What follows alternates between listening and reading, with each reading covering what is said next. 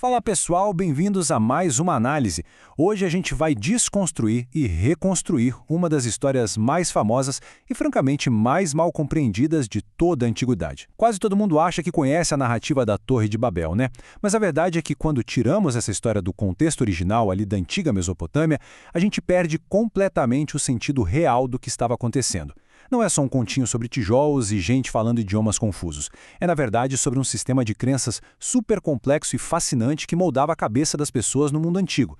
Então, para dar largada na nossa análise, a gente precisa fazer aquela pergunta de $1 milhão. Qual era, de fato, o verdadeiro propósito arquitetônico e religioso dessa estrutura gigantesca? Olha, se deixarmos de lado aquelas ilustrações de livros infantis e focarmos na poeira e nos tijolos reais do mundo antigo, a resposta muda da água para o vinho. Bora mergulhar direto nisso e descobrir o que a história e a arqueologia realmente têm a dizer. O nosso roteiro de hoje vai seguir 6 passos bem diretos. Primeiro, vamos dar uma olhada no projeto do zigurate. Depois, desmascarando o mito de Babel, seguido pela verdadeira ofensa antiga. Aí a gente passa para os paralelos do Antigo Oriente Próximo, o plano mestre de Gênesis e, para fechar com chave de ouro, a reversão de Pentecostes. Seção 1. O projeto do zigurate. A própria tecnologia de construção descrita no texto original já joga esse evento para uma época muito específica que vai do final do 4º milênio ao início do 3º milênio antes de Cristo. É só pensar que, lá na planície da Mesopotâmia, importar pedra era absurdamente caro. Então qual foi a solução local? Usar tijolos queimados e betume, que é basicamente asfalto, para usar como argamassa. Essa tecnologia atesta exatamente o período dos primeiros grandes centros urbanos. E detalhe, essas primeiras cidades não eram feitas de casinhas normais espalhadas, não. Elas eram organizadas estritamente ao redor de complexos de templos públicos gigantescos. E bem no meio desse complexo ficava o famoso zigurate. É super importante entender que essa torre não era um prédio oco por dentro, como a gente imaginaria hoje. Ela era totalmente maciça, preenchida com entulho, ou seja, 0 salas internas para humanos ficarem circulando. Na verdade, lá no topo dessa escadaria monumental ficava o chamado jiguno. Esse era um santuário isolado, um quartinho escuro, todo preparado com cama, comida e lugar para banho, projetado única e exclusivamente para o descanso das divindades. Era um espaço que o público geral simplesmente não tinha acesso.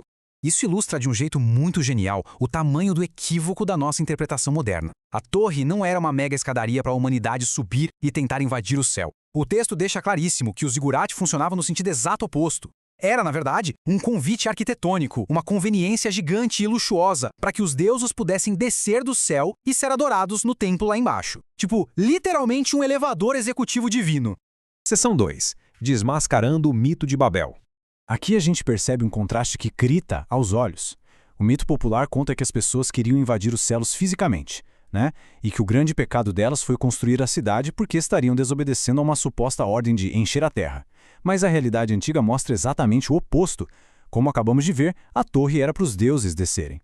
E quanto a essa história de encher a terra, bom, no contexto do mundo antigo, isso era uma bênção de reprodução, não uma ordem militar para se espalhar pelo mapa.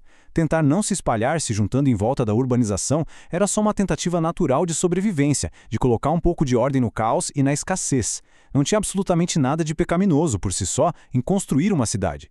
Seção 3. A verdadeira ofensa antiga. Mas então, onde é que a coisa desandou? Para entender o erro real lá em Babel, a gente tem que entrar na cabeça das pessoas da época, num conceito que os pesquisadores chamam de a grande simbiose. No mundo antigo, acreditava-se que os deuses só tinham criado a humanidade para servir como uma equipe de apoio. Sabe, para satisfazer necessidades divinas, como comer e descansar, o que os humanos faziam através dos rituais. Em troca de toda essa mordomia, os deuses dariam proteção. Era uma relação puramente de barganha, de dependência mútua. E isso bate de frente, de um jeito bem violento, com a ideia bíblica de Yahweh, que é um Deus autossuficiente e que não precisa de absolutamente nada que o ser humano possa tentar oferecer. E é aqui que a gente chega no ponto crucial. O projeto inteiro de Babel era movido justamente por essa mentalidade de simbiose. Os construtores queriam forçar a presença de Deus. A ideia era meio que aprisionar a divindade lá na torre, com bastante conforto e ritual, para assim obrigar Deus a garantir a ordem, o sucesso e a fama deles. Então o problema não era o tijolo ou a cidade, mas sim o motivo por trás daquilo. Estavam construindo para fazer um nome gigante para si mesmos, em vez de glorificar a divindade. E olha, isso não é só teoria arqueológica, não. Encontramos essa mesmíssima motivação documentada com todas as letras no grande épico babilônico da criação, que é o Enuma Elis. Lá está escrito assim: façamos um santuário cujo nome é famoso. O espaço sagrado, que deveria ser focado totalmente na divindade, acabou virando na mente antiga uma ferramenta antropocêntrica de autopromoção. O objetivo de Babel era pegar a religião e a arquitetura e usar isso como alavanca para forçar o sucesso pessoal. Seção 4. Paralelos do Antigo Oriente Próximo. Tem um fato histórico super interessante sobre isso. O mundo antigo já tinha até uma categoria literária própria para descrever exatamente esse tipo de comportamento, conhecida como o motivo do rei irreverente. O caso do rei Amar-Suém, lá para o final da terceira dinastia de Ur, é um exemplo clássico. Ele tentou construir um templo para o deus Enki na cidade de Eridu, só que teve um pequeno detalhe. Ele meteu a cara e fez isso sem pedir nenhuma aprovação divina. E ainda declarou abertamente que o objetivo era fazer seu nome eterno. Os historiadores antigos ligam direto esse ato de orgulho religioso, que é absurdamente parecido com o de Babel, à ruína total daquele império. É o mesmíssimo ambiente mental do relato bíblico. Seção 5. O plano mestre de Gênesis. Dando um passo para trás e olhando o fluxo narrativo como um todo, fica muito claro que o evento de Babel não é só um conto perdido no meio do livro. Ele é o grande centro de um arco dramático gigantesco. Começa lá no Éden, onde a humanidade desobedece e perde o acesso ao espaço sagrado e à presença de Deus. Aí avança no tempo para Babel, onde a humanidade tenta, na marra, pegar de volta esse acesso usando força e técnica, tentando obrigar Deus a descer do jeito deles. Como a gente sabe, isso falha miseravelmente. E é justamente essa falha colossal que prepara o palco perfeito para o que vem a seguir. O momento em que o próprio Deus decide agir e restaurar essa presença. Só que dessa vez, através da aliança iniciada com Abraão.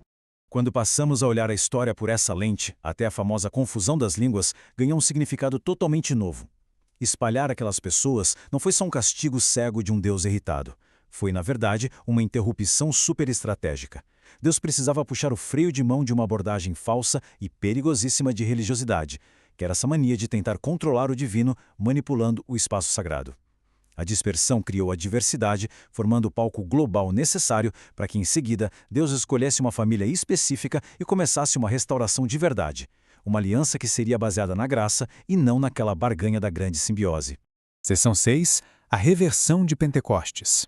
Dando um salto no tempo, chegamos no autor do livro de Atos, Lucas, que faz questão de amarrar de forma impecável o evento de Pentecostes lá com a antiga torre em Babel. Ele usa no texto em grego precisamente as mesmas palavras que a versão grega do Antigo Testamento, a Septuaginta, usou em Gênesis 11. Palavras super específicas para línguas, som e multidões confusas. Isso não é coincidência, de jeito nenhum. É um baita farol literário para avisar a todos nós que a grande resolução para aquele problema ancestral finalmente tinha chegado.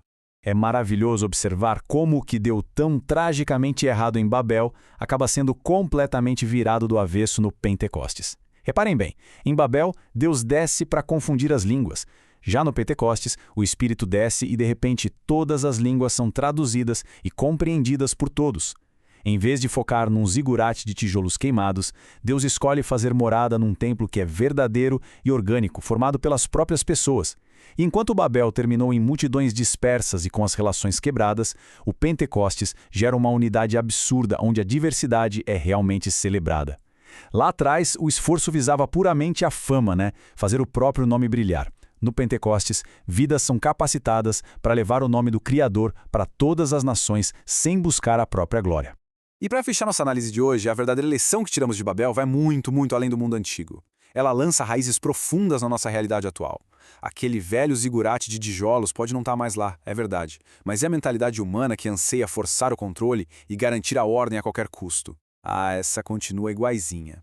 Então fica aqui um pensamento e um desafio para encerrar nosso estudo. Será que nas carreiras profissionais, nas instituições ou até na forma como as pessoas vivem a espiritualidade hoje em dia, nós não estamos lá no fundo ainda tentando erguer os nossos próprios zigurates em uma tentativa frustrada de ditar as regras do sucesso para o divino? Fica aí essa reflexão valiosa. Um grande abraço para todos que acompanharam essa análise e até a próxima.